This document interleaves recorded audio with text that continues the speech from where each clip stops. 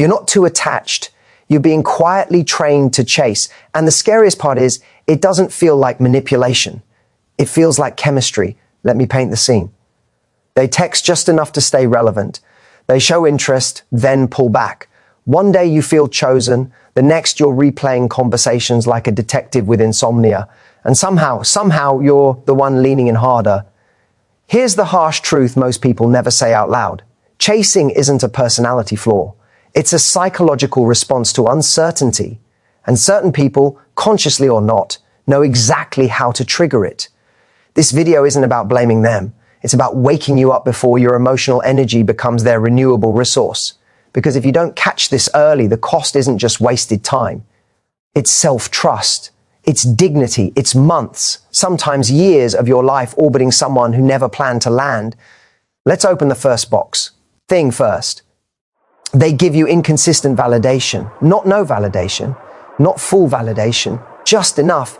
One day, I've never met anyone like you. Next day, radio silence. This is breadcrumbing's more sophisticated cousin. And it's lethal. Your nervous system doesn't experience this as romance. It experiences it as a slot machine. Unpredictable rewards create the strongest addiction. That's not poetry. That's neuroscience. Your brain starts thinking, if I just say the right thing, if I just wait a little longer, if I don't mess this up. And just like that, they become the prize, even if objectively they haven't earned that status.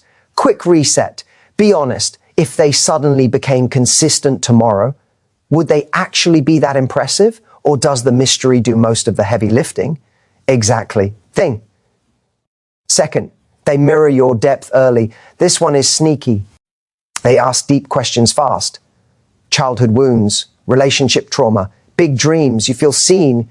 You feel special. You think, wow, this connection is rare. But what's really happening is emotional mirroring. They reflect your intensity back to you before there's any real foundation. It creates instant intimacy without real investment. So when they later pull back, your mind panics. Not because you lost them, but because you lost the version of yourself you felt around them. That's when chasing begins. Another reset. Notice how often you're chasing the feeling, not the person, thing. Third, they stay emotionally vague on purpose. They never quite define what this is. They dodge labels. They joke when things get serious. They keep you in a will-see zone that sounds chill, but feels anything but. This ambiguity creates hope without commitment, and hope is powerful, especially when mixed with attraction. You start over-functioning emotionally. You explain more. You wait longer. You lower standards and call it being understanding. But here's the ticking time bomb. The longer you chase clarity from someone who benefits from confusion, the more you train them to stay exactly the same. And that's not even the most dangerous part, because the real shift happens when you realize why your brain confuses anxiety with desire. Here's the uncomfortable question no one asks you when you're spiraling over them. What if what you're calling chemistry is actually nervous system dysregulation?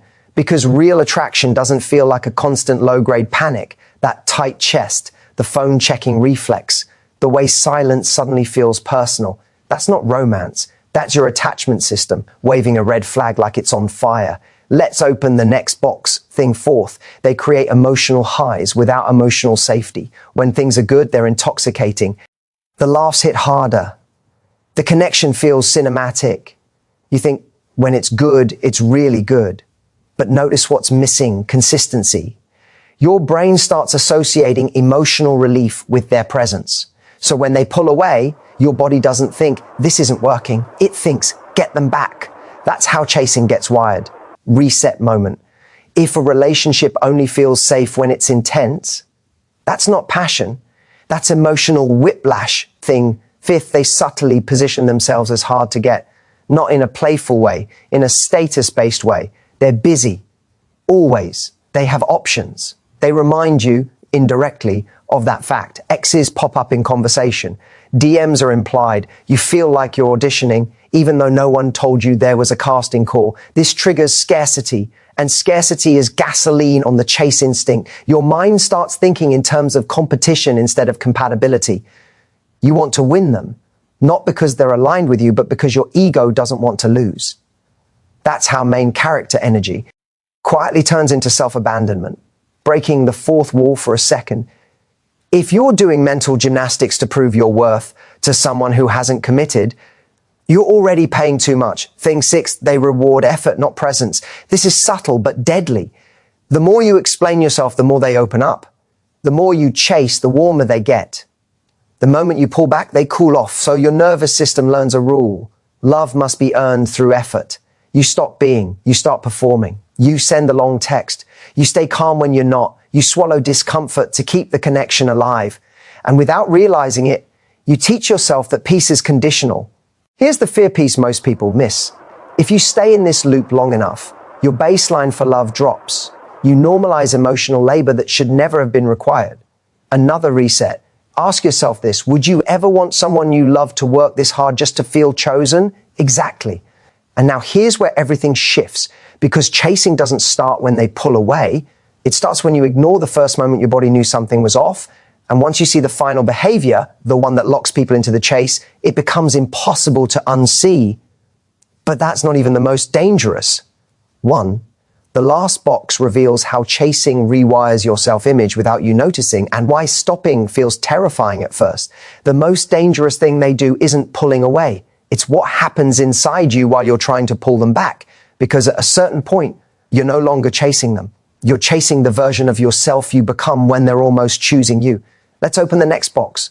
Thing 7, they make you feel almost enough, not rejected, not fully accepted, almost. They hint at a future but never solidify it. They say things like, I'm not ready right now, or you're amazing, the timing is just weird. And that word almost is a psychological hook. Your brain fills in the blanks with potential. You start thinking in terms of, if I just give it a little more time, or once they heal, here's the trap. Almost creates more effort than no ever could. Because no has an ending, almost keeps the story alive. Reset moment. If someone wanted to choose you, would it really be this confusing? Now let's talk about the identity shift no one warns you about. When you chase long enough, your self-image starts orbiting their approval. You become hyper aware of your tone, your timing, your reactions. You don't say what you feel. You say what you think will keep them engaged. That's not attraction. That's self-editing. And the fear here is subtle but devastating. The longer you stay, the harder it becomes to leave. Not because you love them, but because leaving feels like admitting all that effort didn't work. So you double down, breaking the fourth wall. This is the moment where most people pause the video, feel called out, and then keep chasing anyway. But here's the truth that changes everything.